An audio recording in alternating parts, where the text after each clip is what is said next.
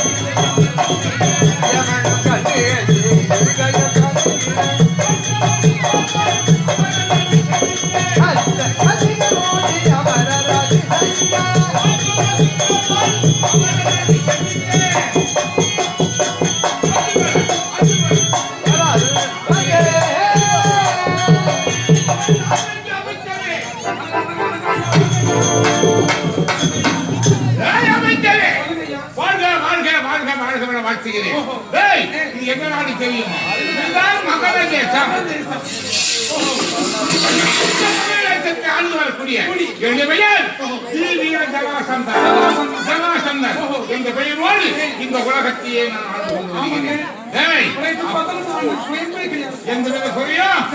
ஆனால் ஒன்று என்னுடைய பிறவி இருக்கின்றது தெரியுமா? விசித்திரமான பிறவி. எப்படி? ஆமாண்டா. நான் உனக்கு கூட பேச மாட்டேன். உனக்கு எத்தனை தாய் எத்தனை தந்தை? வித்தியாசமா கேள்வி. ஒண்ணுதான் நான் கேட்கிறேன். ஒரு தாய் ஒரு தந்தையா? ஆமா. எனக்கு எத்தனை தாய் தெரியுமா? 3 தாய். எப்படி இது? 3 தாய் தான் எனக்கு ஒண்ணுமே புரியவில்லை. எனக்கு புரியவில்லை. இந்த நாட்டை ஆண்ட மகராமன் திருஹத்தன் என்று சொல்லக்கூடிய மாமன்னன். அவனுக்கு மனித மாக்கள் குழந்தை பாக்கியம் கிடையாது. ஈசன் தவத்தில் சென்றான். போகும்போது சண்டை வயசு முனிவரை கண்டான். தெய்வ மாமனியை கொண்டு வந்தான். வந்தவுடன் அந்த யாராவது ஒருவன் சிக்க வேண்டும். இருவருக்கும் பார்த்து எனக்கு உனக்கு என்று அந்த நேரத்தில் இரண்டாக பிறந்து கொடுத்தான். எப்படி கொடுத்தானோ அதே ஒரு குழந்தை பிறந்து விட்டது. எப்படி வந்தது? சரிபாதியாக. சரிபாதி என்றால் எப்படி? கொண்டா பேர்பாதி ஒரு காது ஒரு கண்ணு ஒரு மூக்கு. பேர்பாதி பேர்பாதியா?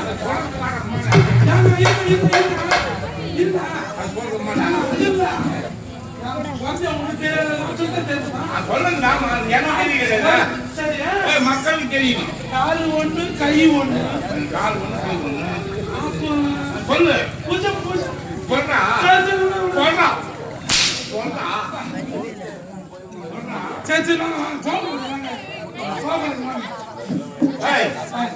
அப்படி பிறந்தது.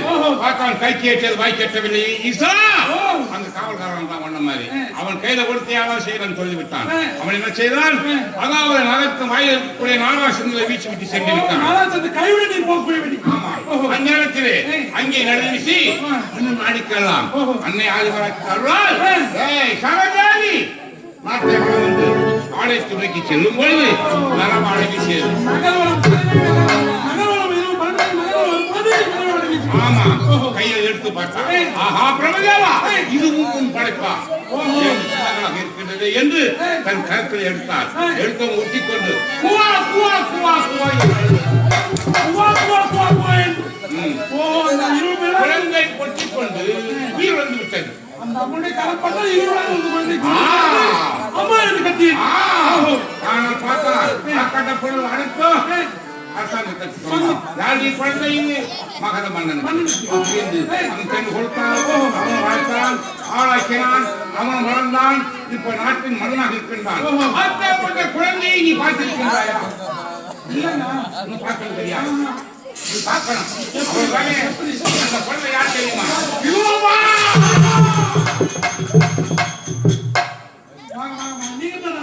நான் அந்த இரண்டு தாய். ஓ, பெற்றவர்கள் இந்த கற்பிணி பொற்பிணி. ஆமா. ஓஹோ. நீ கொடுத்தது கொஞ்சம் சரதேவி. அப்ப 3 அம்மா செத்தாங்க. ஏங்க, உனக்கு ஏன் இந்த பேர் வச்சு இப்பதான் எனக்கு புரியுது. எப்படி நகரில் வந்தவரோ சரதேவி. ஆமா. அந்த சரதேவி அருள் பெற்றதா உங்களுக்கு சராச்சரம் பேர் வந்து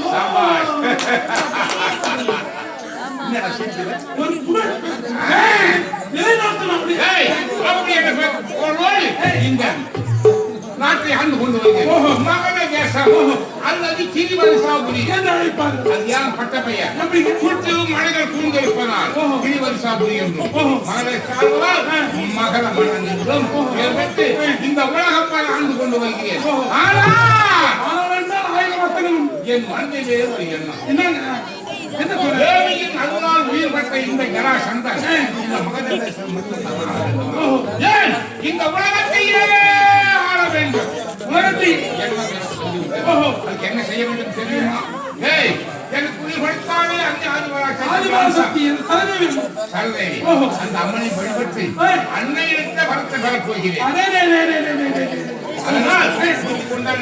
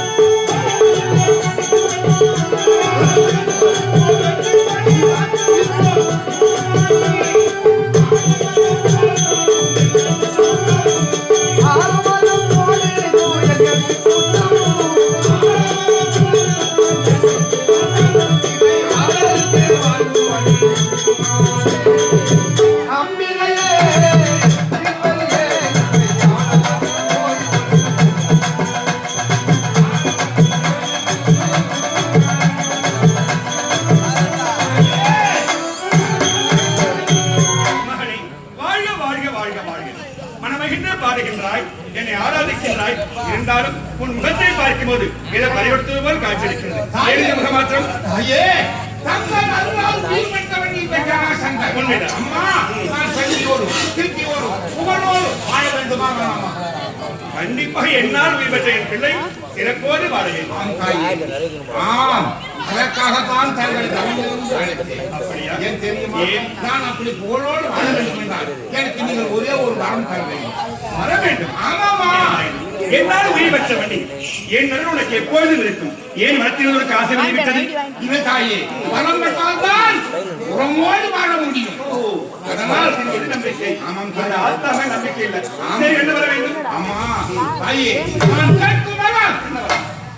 தாயே, அதாவது நீங்கள் என்னோடு ஐக்கியமாக வேண்டும். ஐக்கியமாக வேண்டும். அஷ்டமா சித்தியை தர வேண்டும். அறிவு கெட்டவன். தெரியுமடா, நீ வர வழி தெரியும் எனக்கு. யாரும் பெறாத சாகாவனம் மேகாவனம் போகாத செல்வம். அது மட்டும் அஷ்டமா சித்தி வரம். அந்த வரத்தின் மகிமை தெரிந்து கேட்கிற தெரியாமல் கேட்கின்றாயா? தாயே, தெரியவில்லை. அந்த வரத்தின் மகிமை நான் சொல்லுகிறேன். 33 தேவர்கள், மும்மூர்த்திகள், என் கணவர் ஈசன் உட்பட அனைவரும் உனக்கு அடக்கமாக வேண்டும். ஏன் உயிரோடு இந்த ஆத்தான் அங்காள ஈஸ்வரியே உன்னோடு ஐக்கியமாக வேண்டும் என்று வரம் கேட்கின்றாய். ஆமாம் தாயே.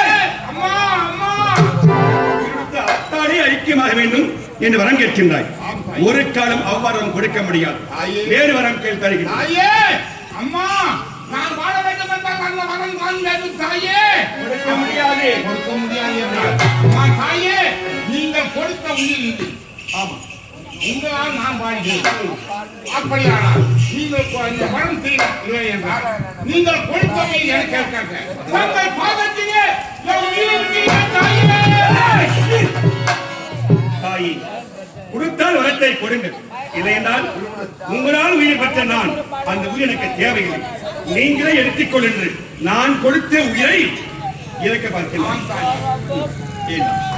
என்னால் உயிர் பெற்றவன் நீ. என்னால் உன் உயிர் போக தேவையில்லை. இருந்தாலும் நீ கேட்ட அந்த அஷ்டமா சித்தி வரத்தை இப்போதே உனக்கு அனுபவித்து ஆகட்டும் தாயே.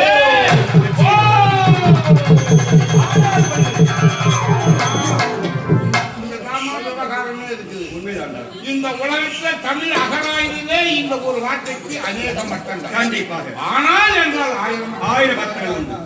தாயே, வரம் கொடுத்து விட்டீர்கள். இருந்தாலும் ஆனால் என்று ஒரு சொல்லுகின்றீர்கள்.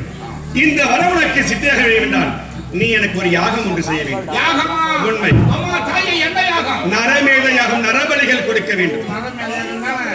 மனிதனுக்கு கொண்டு வந்து பலி கொடுக்கணும். தாயே, இப்ப நாட்டுல எம்மா பேர் தின்னுட்டு வீணா சுத்தி வரானோ, குடும்பத்துக்கு சுத்தி வரானோ, அவளை கொண்டு வந்து வச்சிடலாமா? அவளை கொண்டு வந்து உனக்கு வச்சு பலி கொடுக்கணும்.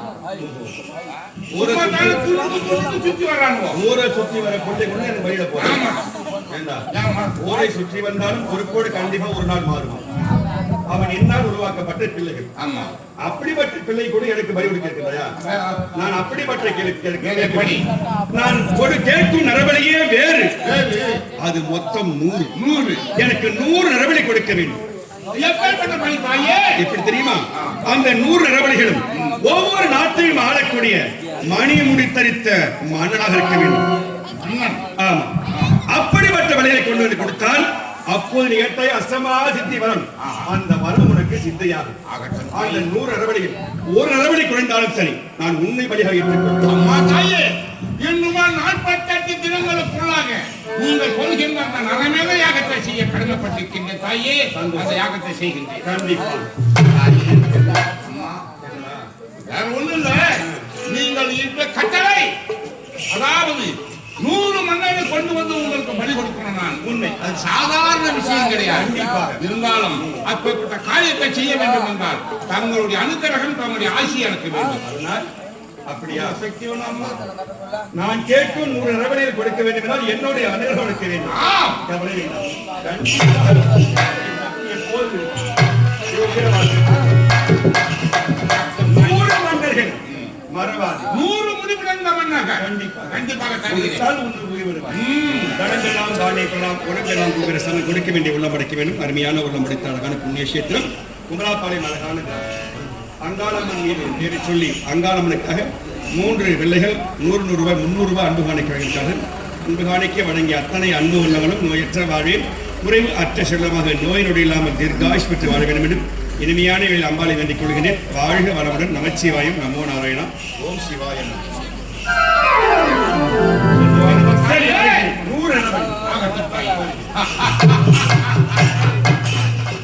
அன்னையினுடைய ஆசை கிடைத்து விட்டது, அருளும் கிடைத்து விட்டது. கரங்களால் வீரகாட்சி வீரவாள். ஒவ்வொரு மன்னனாக கொண்டு வந்து பாதாள செய்து அடைத்து ஒரே நேரத்திலே பலி கொடுக்கின்றேன். வருகிறேன்.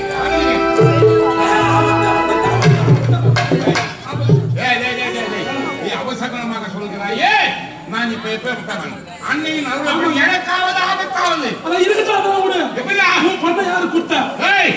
எனக்கு 2 பெண்கள் ஐஸ்தி பிரஸ்தி என்று என்னோடு என்னை விட பலம் வாய்ந்தவர், எனக்கு நிகரானவர் மதுரை மாமன் கம்சனுக்கு கொடுத்தேன். அந்த கம்சன் மறுப்புள்ள அந்த கண்ணு போட்டு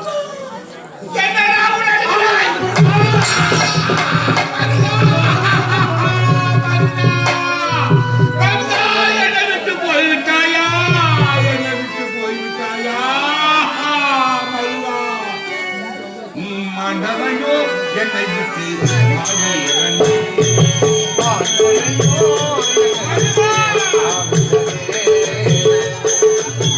மதனையோ